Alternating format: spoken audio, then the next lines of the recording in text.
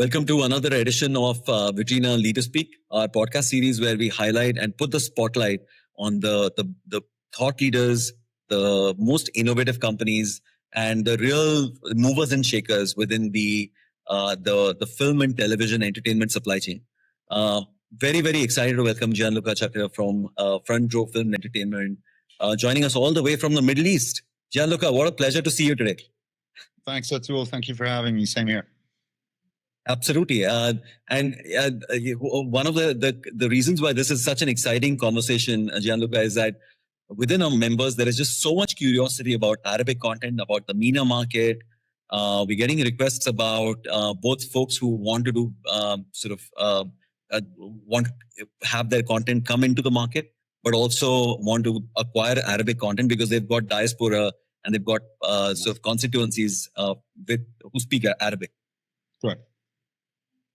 So I'll jump straight away, actually, to your background and also a little bit about Front Row Film Entertainment. If you can talk a little bit about the elevator pitch in terms of what the business is and what are the various lines of business. So I've been in Dubai, but we're based in Dubai. It's been 22, almost 23 years. I come from a family of I've always been in film, born into it. However, this is a company that I personally founded almost 23 years ago.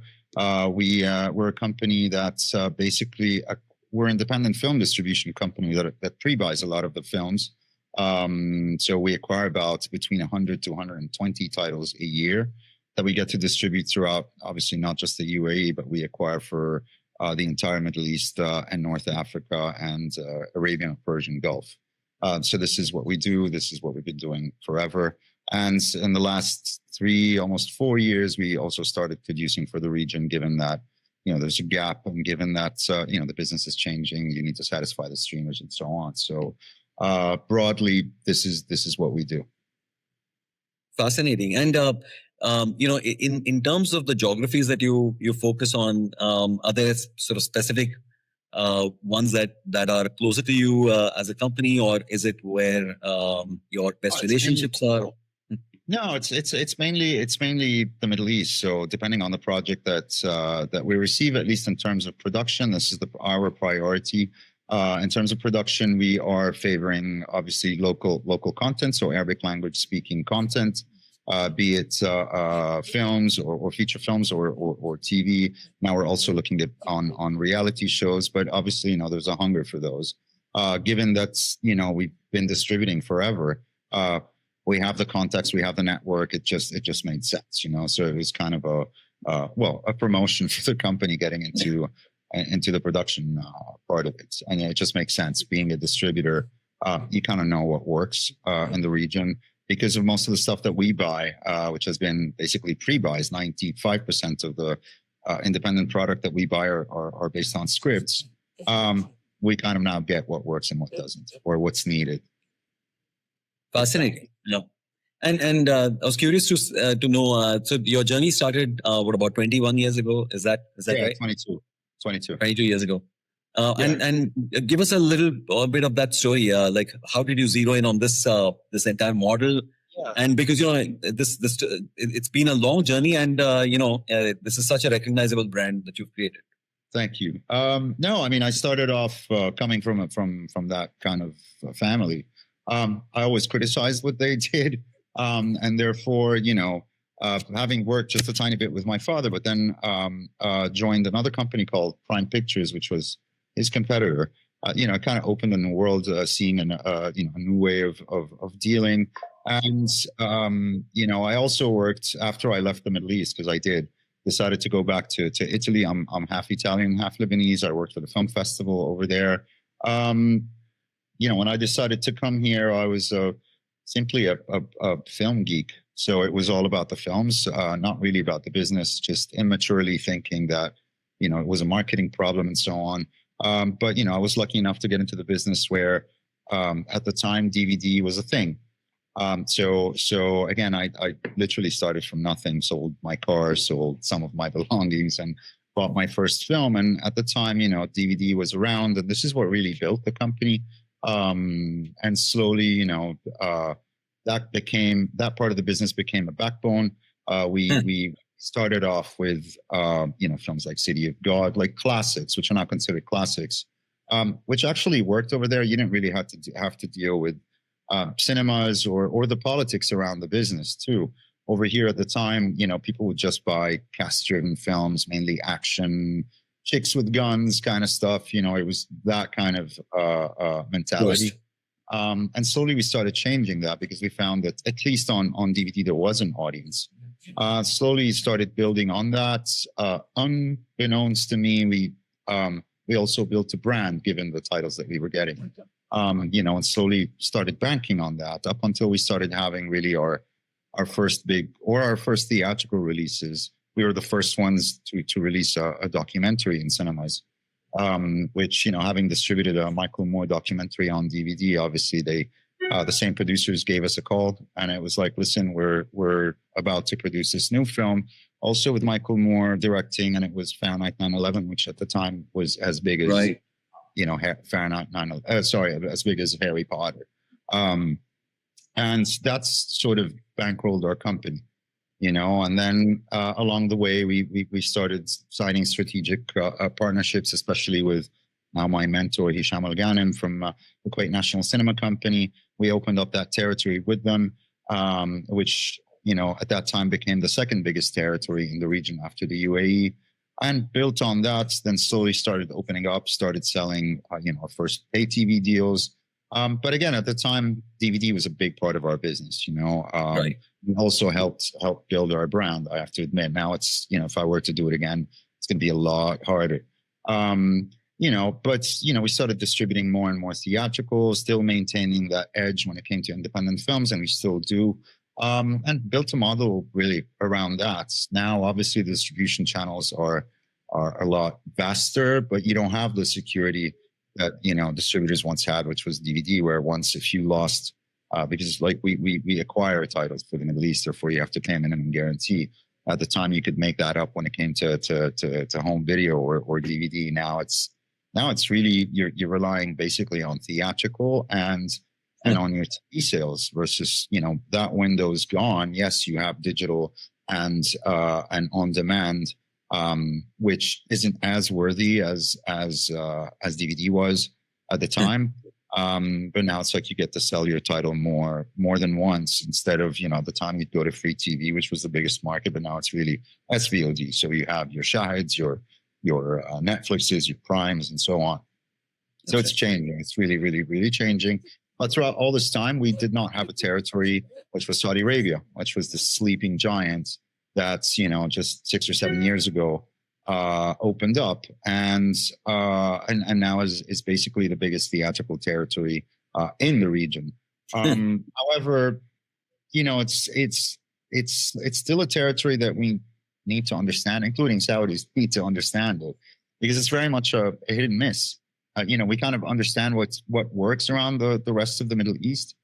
When it comes to Saudi, it is really a hit and miss, including with local content. Not everything works. Obviously, when it first opened, it was this novelty, but it was all great Saudi, so everything did work.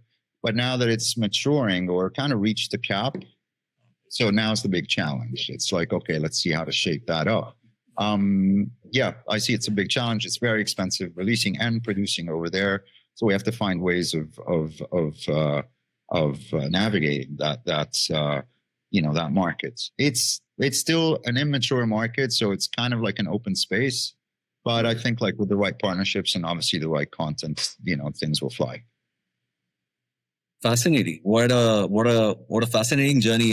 Thanks for that sort of background also to just the way the market's been shifting. One aspect that I was actually sort of wanting to go deeper into is if you can give us, you've covered a little bit about the lay of the land in the Middle East, but if you can give us a sense of, how the market has actually changed in the economics of, how money is made within the content business. The traditional theatrical, you had obviously pay TV, you talked about DVD, and then a lot of those have been flipped around. Yeah, so basically, at the time you had the theatrical windows, and after that you would go straight to DVD at the time, and then you would sell your pay TV channels. And then after the pay TV would be done, you'd go onto free TV. Versus now, it's not everything releases theatrically. Obviously, there are titles that find a lot more value on TV. But in this case, whereas in the past the most value was pay TV, depending obviously on the language. But in reality, it was pay TV. Now it's pay TV, but pay TV is also acquiring SVOD rights. So if we have BN, for example, so we have two pay TV channels in the Middle East. One is BN and the other one is OSN, so the Orbit Showtime Network. These are still the leading pay TV channels, which also have their own SVOD platforms. So you're selling basically those rights. And then obviously you have the MBCs that have the Shahid platform, which has now become one of the, or if not the biggest SVOD platform in the region for local content. And then you have the global platforms, which are basically the Netflix, Netflix, Prime, Stars Play, which has now been bought by Etisalat, and they're really revamping that. So, now we're waiting. I mean, Amazon did launch here for about 5 minutes. I believe, it was the wrong strategy, but I'm pretty sure that they're going to be relaunching soon. Because it is, the Middle East right now is the only growing territory worldwide. So that everybody's really looking at this territory quite closely to see, what the next big things are. And then the free TV market has kind of shrunk a lot. Really a lot. Wow. But I think, the next big bet right now is the AVOD market. So the advertising video on demand. I think this is a market that's, or a medium that's at some point is going to take over SVOD. It's already happening in more developed countries like in the US and parts of Europe. There's a platform in the US called Tubi that is really gaining ground, and is now because it's quite successful. They're having now their own original content, which is branded as Tubi, and like that there are other platforms in the UK and Germany and so on. So that's pretty much growing, and I really believe that this is where the business, even in the Middle East, is going to go. It's basically back to the traditional TV model, but on demand with ads. Right. Fascinating. This is actually what you also talked about, the free TV market. So going in a big way. That's obviously happened across the whole host of other regions. But again, absolutely. So how's that kind of impacted the content choices that traditionally were sort of there for the Arabic market? And with us, it really hasn't impacted much. Free TV was always, it was never a big part of our business. It's always been quite, well, let's face it, like in the Middle East, dealing with free TV, this is a known thing. It's always been quite corrupt. Therefore, we've always avoided and really built a model outside of that. Quite frankly, I wish I did know how to corrupt people, but it's an art, and I'm so not good at that. And we kind of modeled our business, without that. And occasionally, and we did obviously sell, but to us, it was like a cherry on top. It was never built within our model. So we kind of navigated on that in a lot of ways. It was an advantage because that's how we built our model. Therefore, never really considered that. When it came to Arabic language titles, obviously now we see that local language titles are massive. Like the difference between an independent or a major studio English speaking title versus a good Arabic title, there's no comparison. Like you could sell an Arabic language title like 10 times more than a good Western title, and if not more than a Spider-Man. It's that for at least. So obviously you are. Now it's like you see it worldwide where there is a demand for local content. People want to relate. They understand the difference now between a major studio title. They know exactly what they're getting versus local language. They want relatability, and this is exactly what's happening. And on the other side of the world, especially now that we start producing, for the rest of the world, I don't know if it's October 7 or not, but because the Middle East is on the news every single minute right now, people are curious to see, Is it true what they say of the Middle East? Like, do they still live in tents and go around riding camels? And then they start realizing, wait a second, it's not like that. So there is a lot of that curiosity. So the demand also for Arab content is growing. Also, and we can certainly see that even within our member community, there has been a lot of curiosity. We get lots of searches on our system about Arabic content. So from some of the things that you mentioned earlier, the markets of consumption are very different from the markets of production. Correct. So Saudi, big consumption market, production is still maybe not growing over there. So, I mean, okay, in terms of production, Egypt has always been the Hollywood of the Middle East. They have a history of, over 100 years. So, I mean, the entire Middle East is used to that culture, to that accent or dialect. They understand it perfectly. After that, there's Lebanese cinema. Lebanese cinema has always been considered, the quality cinema of the Middle East, which, in the Levant works a lot for TV. It's very much seen. However, theatrically, it's got value internationally more than locally, mainly because they see, Lebanese cinema as more art house and less Arab, let's say, than an Egyptian one. And then you have sporadically, you have Jordanian cinema, obviously that's growing right now. Palestinian cinema now, as you can see, like it's in every single festival. There is a demand for that. Then you have Saudi cinema, which so far has been, again, a lot of hit and misses. But you see, the more local it is, the better it works for Saudi, which pays off when it really works in Saudi. However, Saudi cinema still doesn't travel. It's just way too local, even around the Middle East. And then it really depends. Like Kuwait, for example, they're known for their plays. They've always been known for their plays and for their TV shows. So that's the one that's most accepted out of the Gulf. It's Kuwaiti content. This is the only Gulf content that really travels, but then again on SVOD or on TV, but not theatrically. So it's the Middle East. Like when you go to the West, everybody looks at the Middle East as Arabia. It's not like that. They have to understand that every country is different and has a completely different culture. Like it's not because again people speak Arabic, then they'll watch anything. It doesn't work that way. Like even between Kuwait and Saudi, they don't relate. Kuwait, Bahrain, Qatar, like it's all very much so. I mean, to us, the big challenge is finding, IPs to produce that would work well, primarily in the big countries. So Saudi, Egypt, Kuwait, and then again, like when it comes to productions, like the first film that we produced was a co-production between Lebanon and Egypt, which was the first Netflix original that was ever released here. But it was really the first time where you actually had like two countries, or in terms of cast, like from two different countries, which worked well organically. They had tried it in the past, but opportunistically and never really focusing on the story. We did, and that worked fantastically well. The second one too, it was like really like it was a mammoth hit on Netflix.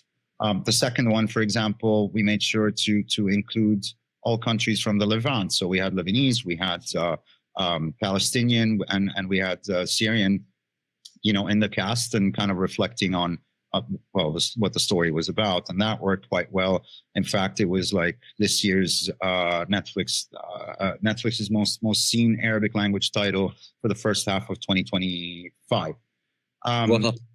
It's called Sandcastle, and that was like big in South America. It charted, 1 week in the US, in France. Like it did quite well, but that was a subject matter that now everybody relates to.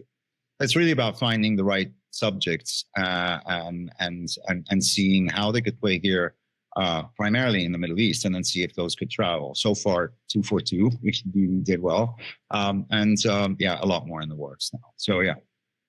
Fascinating. I was curious, when did this big pivot into production really happen for the company? So, I mean, we've always wanted to get into production, but really shied away from it, mainly because of mainly because of inexperience, I have to say, or just because we wanted to do things differently. Like the thing is that Front Row is known to distribute, cutting edge, thought provoking kind of films, and we just didn't want to make anything. So the first film that we made was a remake of an Italian film, for example, and it was the first time that you had infidelities on screen, the first time that you had swearing on screen. It was the first time where we normalized a gay character on screen. So that kind of created, havoc or a healthy debate. At the beginning, it got attacked a lot, but then like equally got defended a lot. And online, like that's all everybody spoke about, which made the film even bigger. And I think like, I think like for now, we need more people like us, and not because we're good, in the sense that, I think that, the Middle East is, in terms of content, everybody compares it, or at least the people that get the business, they compare it to Russia in the 90s. So it was like one model, same cast, let's focus on the same cast, same genre. And it was like really fine. It worked well up to a certain point, but now you're basically retaining your audiences and you're not really growing them. So now it's really about innovation and a new way of dealing. The thing is that it's still very much limited in the sense that, this territory is very much a gatekeeping territory. So you have like gatekeepers that kind of decide, well, this is what works and this is what doesn't. And in fact, you start realizing that, the person that's greenlighting the show or giving the okay doesn't want to get fired. So they'd rather do the version of what they did the years before, and they can justify that if it fails, then instead of trying something new and trying to gain an audience, or if it fails, then they would get fired.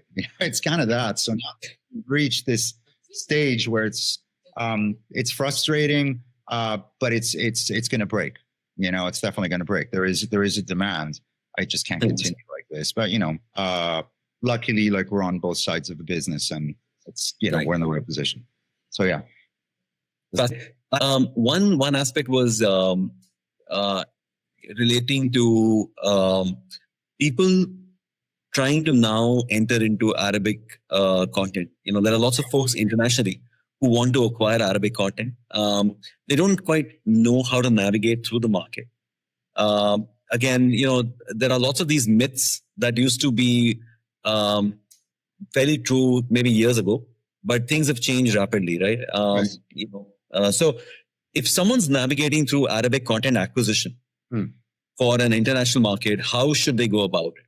Well, what would be your advice? So, I mean, there are like three or four big companies that keep going through restructuring because they've always been used to dealing one way, where they really didn't care about the international market in the sense that, again, like I said, most of the productions that came out of Egypt, their model was, okay, we'll take care of our market and kind of offload the risk, because it would be like so far it's still very much equity when it comes to producing a film over here, right, or investing in a film. So it's like the same producer, they'll put equity into a film, keep the rights, and then once the film is done, or while it's getting done, they offload the risk onto the Gulf territories.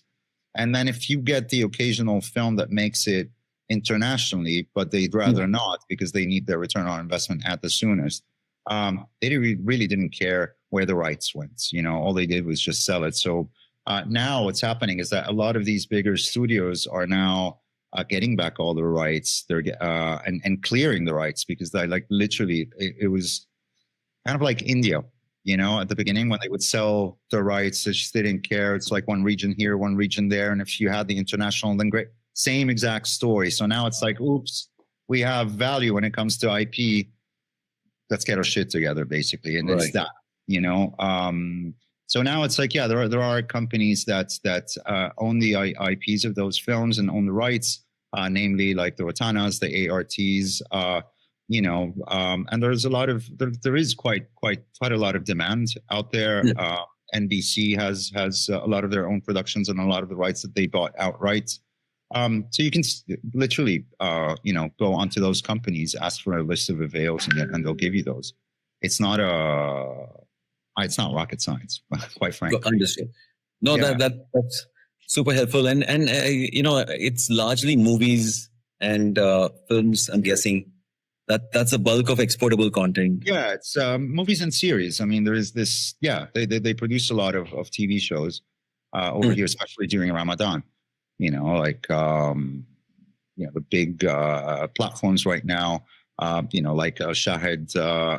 Mainly like they get to launch over 20 shows during Ramadan. That's a lot. Not to mention the Egyptian platforms. Not to mention the various platforms or TV channels across the region. Again, when it's Ramadan, it's really the 80% of the TV shows that are produced on a yearly basis are for Ramadan, and throughout the year, just 20% are just scattered, which to me still doesn't make sense. But hey. I think you've been pretty vocal on social media. I've seen a few of your posts lamenting on the fact that it's too loaded in Ramadan vis-a-vis the rest of the year. No, I think, there's a lot of audience outside of Ramadan. But, there's still this, it's also a cultural thing where, even like actors or even the talent, to them, it's like a showcase. So it's like, yeah, I want to be on Ramadan because, it's, people will watch. Yeah. They're going to watch, they're going to be spending basically a whole month in front of the TV. And it's like it's Christmas Eve for a month, so you're going to have that. And you're gonna watch show after show after show after show. I get it. But that's also, one of, there are shows that are actually quite good and that fail during Ramadan because of massive competition. Like if I were them, I would, if I see a show that's quite good and competition is quite big, I'd rather launch it off season and get that same audience, if not more. But yeah, that makes sense. And then the other question was, we obviously have had some, crazy attacks within on the industry, right? I mean, there was this whole digital and pay TV sort of battle. We had COVID-19. We had a fair amount of slowdown in production financing, right, globally, right? I was actually very curious about which companies have actually sort of really navigated. This really, really well. If you had to pick like 2 or 3 companies that's navigated the whole COVID thing and continued producing, is that what you're saying? And also this whole pay TV switching to or even pay and free TV switching to streaming. It's already So when it comes to streaming, it was already transitioning. Like you saw that. It's on the contrary. I think it sped up the whole process. Actually.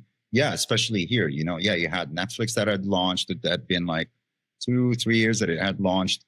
Anything with Prime. Shahid was finding difficulties. But, like once COVID happened, people were at home and literally they had no other choice, So it really sped up the whole process of transitioning between TV and SVOD.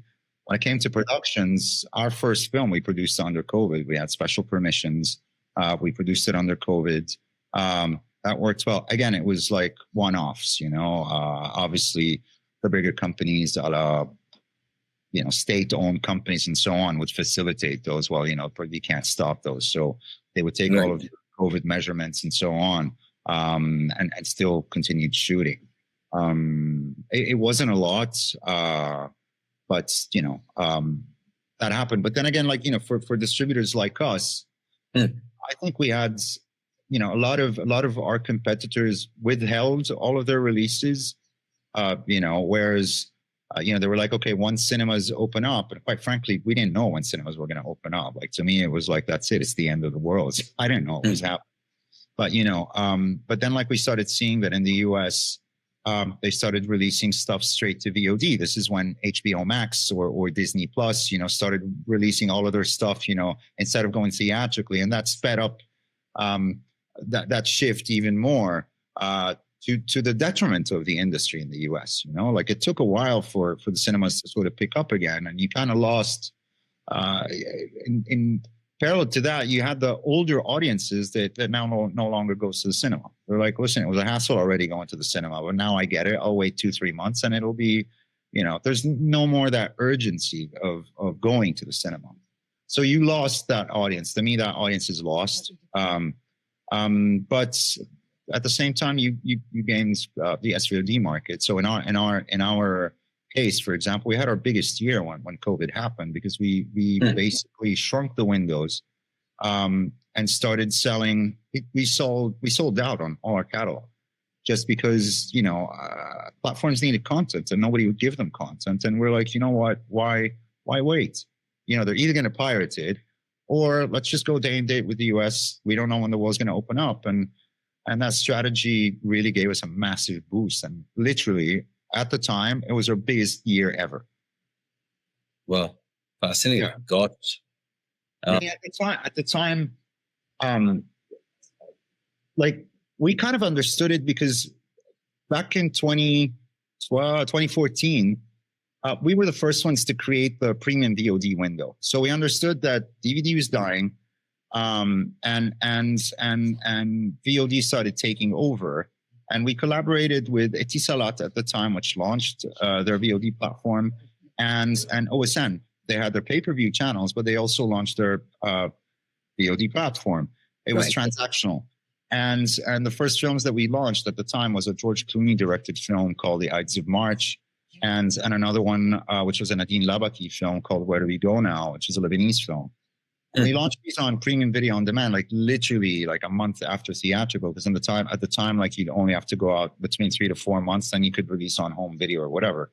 We cut that window short, trying to test the market, and it turns out that it was quite a success. So because of that, then Apple called us up, and they needed an aggregator for the region, and I kind of understood the VOD business, or what we know about at least, and signed a deal with Apple for the aggregation. So, for example, now we aggregate all of the independents for the Arabic and Bollywood, which through that platform we could export to the world. We can open all the territories that we want. Google then saw that, signed with us, and that's what kind of then brought us the relationship with Netflix, where it was like, these guys get digital, let's talk. So this is how we got to deal with a global platform, also like Netflix, and sold them the first the first Arabic speaking film on the platform globally. Right. And then that's how really the digital world started on our side. Wow, those are super strong names and great relationships, right? Apple, Google, Netflix. Yeah, but it was kind of all organic, and I think driven by our geekiness. So yeah. And that again speaks to the reputation that the company has, that you've been. I was actually curious about a couple of other aspects then, just in terms of the catalog. So today, when you look at, your catalog, how would you describe it? And if you can give us a little flavor on that. I mean, it's quite varied in the sense that we're known for the cutting edge stuff and so on. However, there's a lot of mainstream films in there. You have to balance it out here in the region. I wish we could just be the A24s of the situation, where you depend on your New York and LA markets, and then parts of the international and so on, and direct. That doesn't work over here. And you have to, in order to maintain those and keep growing that market, you have to balance it out with more mainstream titles. So you'll find a bit of everything in there, with a skew onto the more thought-provoking films. Got it. And in your view, at this time, which are the consumers of Arabic content outside of Middle East? Which are the top markets which have a lot of demand? It really depends on the film. Like when it comes to Middle Eastern content, the mainstream stuff that goes doesn't necessarily mean that it works internationally, because they're very formulaic, and it's just stuff that's quite local for the market. And outside of the Middle East, and with first generation diaspora, they'll get it, but anything second or third generation, they won't. They just can't relate. So it really depends on the subject matter. The directors, there are directors that actually travel. They're like, it's an Nadine Labaki film. Yeah, that will travel. And like that, you have the equivalent of Egyptian directors. Nothing comes to mind now, but yes, there are. The Amr Salama, the there's quite a bit. The Ziad Twairi's, there's quite a lot. out. Okay. The Haifa Mansour, who's Saudi, her films are acclaimed internationally. Sony Pictures Classics, for example, always opt for her films because she's got taste. She gets the international market. She chooses subject matters that actually travel. The Kauthar Hania, same story. She comes from North Africa, so Tunisia, I believe. She did like the voice of Hind Rajab right now. Okay, fine. But before that, she did, the film that went also to Cannes called Four Daughters that traveled quite a bit. So it really depends on the markets. It depends on the subject matter and obviously the directors. The more commercial it is for the region, the less it travels. Oh, got it. No, that totally makes sense. So the that totally makes sense. So the one other aspect I was super curious about was about I wanted to get your view on 2026 production financing outlook. I mean, within the region, how has financing for new productions actually changed? What's your, what do you think are the main sources? I mean, is broadcast and free TV now not commissioning shows anymore? What's happening? They are. No, so when it comes to TV shows, they're basically commission shows. It's that there are quite a few producers where they just know it's like, listen, I need 3, 4, 5 shows from you. This is the budget. Right. Do it by. They don't care. But these are producers that they've had relationships with forever, and that's one part of the business. Another part is basically having a commission directly from. When it comes to TV shows, obviously, you have those commissioned directly from the TV or SVOD platforms, and this is the majority of how it works, and not just in the Middle East, but I believe worldwide. When it comes to co-productions, it's still very new over here. This is what we're trying to push. You want to make bigger shows and shows that actually travel organically. The only way to do those is through co-production. So, you first and foremost, you need to find a home over here, which gives it that stamp of approval. So if you have a Middle East deal on that specific IP that you're developing, then it gives a lot more comfort to, I don't know, the Skies, the Stands, all of these bigger platforms, these European or even the HBOs of this world to sort of co-produce with you. So first and foremost, it's always like that. But you need the subject or the IP that would be appealing to the rest of the world. And then you've experimented with the cross-border co-productions as well that you referenced, and that's also a potential. This is between the regions over here, and it's all mainly in equity. I mean, now you see that there's the Red Sea that has a film fund. You have the DFI that has a film fund. Jordan is now coming up, or has a rebate system, but it's coming up with even a small film fund, and the UAE, same story. So you rely on a lot of those when you start a project. So you have funds that would encourage the development all the way to the production. But you can't just depend on those. So sometimes it takes forever. It really does take forever. So I mean, we use those on passion projects. It's that. But then again, when it comes to the more commercial stuff, it's really equity. So far, there are no funds for that, or funds that you can easily access. So literally, at least with us, it's like, we have our credibility in the market, people that we always deal with, and we go to the same people, and guys, this is our idea, and vice versa. They come to us, and we kind of produce and develop stuff together. So far, so good. But is it the healthiest? No, it's not. But I'm pretty sure. I mean, that's all going to change. Actually, that's a great segue to one other aspect that I was absolutely wanting to speak to you about, which was that the governments that typically are incentivizing development, projects with financing, grants, and so on. We've seen some very successful model. Again, we tracked this as part of Vitrina. Australia is really doing great. Yeah, I mean, it's like I'm at one of the founders. That's what they base Germany on the rebates system or scheme that they have, right. And based on that, they get to develop and produce stuff, which eventually goes to the international markets, which are sold independently to people like us. And that works extremely well. This is why they are the biggest platform in Australia, often beating, your global platforms. We don't have that over here. Yeah, so I was curious, because again, it is such a sort of soft power culture, sort of propagation perspective. We've seen actually Qatar do a lot of interesting work Yeah. in recent days. No, but it's the same thing. It's the same thing with Saudi. They've done pretty impressive work. I mean, I wish like all these nations would collaborate, and it would make really everyone's job easier, and quite frankly, it would even grow the industry faster. But as long as there are these tribal feuds, that will always continue. But I'm pretty sure at some point, for the benefit of the industry, because like if you think about it, I mean, this is a region that has, around 400 million, living here. I mean, That's right. That's the limit, It's like, it's, I don't know, twice the US. I mean, really, sky's the limit. It's just about getting them all together. It's going to take time, but I really believe that is going to happen. I know that all of the rebate schemes are changing. The UAE now is back on play, and they're ready to collaborate with a lot of the other countries. Qatar, same story. Saudi, same story. Now Jordan's in the mix. All of this is ever changing, and the more people that push for this, the faster it'll. That's right. That's right. No, I totally understand that part. So in the last segment, Gianluca, I wanted to sort of talk about two aspects.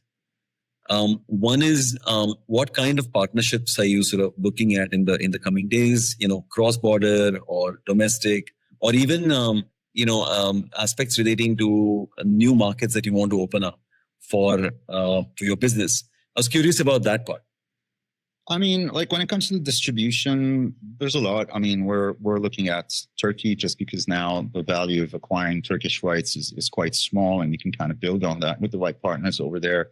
Wouldn't dare to do it alone, and kind of start acquiring, rights, not just for the Middle East, but also for territories like Turkey. And a lot of our competitors have already started doing that, but still need to figure out a model of how things work over there. They've tried it many times, but again, sort of hit and miss. To us, it's about really studying and trying to find the right partners over there and encourage them, and someone that's like-minded, at least, that would buy, kind of the same films that we acquire. And there's quite a bit, I have to say. So that could be one potential territory, and so far it's that. Greece is another one, but again, it's quite small as a market compared to the Middle East. So you don't want to step on anyone's feet. Obviously, they have their own history and so on. So that could be another market that we'd be looking at. In terms of production, it really depends on the project. It really does, But right now, what this place needs is really to have funds that would encourage more and more development, because this is what this region needs. Again, most of the stuff is developed, produced, and released all in like 6 months, which doesn't really guarantee you quality at all. And it becomes sort of like a business. It becomes like a machine that will be quite detrimental to the whole business. So hopefully soon enough, like companies like ours, there's going to be I believe there's going to be a lot of consolidations happening in the next 2-3 years. I believe, where basically, that's, or the companies that would consolidate would be worth a lot more. And therefore, based on that, then you would have easier access to funds. And therefore, once you have easier access to funds, then you divide those between development and productions. And then eventually, kind of implement a new vision for the Middle East, which is very much needed. Got it. And final question was really relating to 2026. So, what's most exciting for you and for the company in the next year? Well, we have 2 films in hopefully that will start productions. Can't really talk about them yet. We have our first international production that's going to be released next year, which is the reboot of Cliffhanger. And what else? Releasing for Jason Statham film, which that's given Jason Statham is massive over here. And we have like the Smashing Machine, which is like the latest Dwayne Johnson film that we're releasing over October now. We have those and a lot more. Fascinating. This has been such an exciting conversation, not just to sort of learn about your company, but also about the region. So, Gianluca, this was a very exciting conversation. Thank you so much for doing this for our members. Thank you for having me. Well, I hope I cleared most of the questions you asked me. This was great. Again, with all the curiosity that we see from our members, we were wanting to sort of get your sound bites relating to everything that was happening in a region that there's more and more interest in. So thank you for sharing. It's going. I think that again, there's a lot to do over here. A lot. We just need visionaries. That's what it means. Yeah. Perfect. Awesome. Thanks, Atul.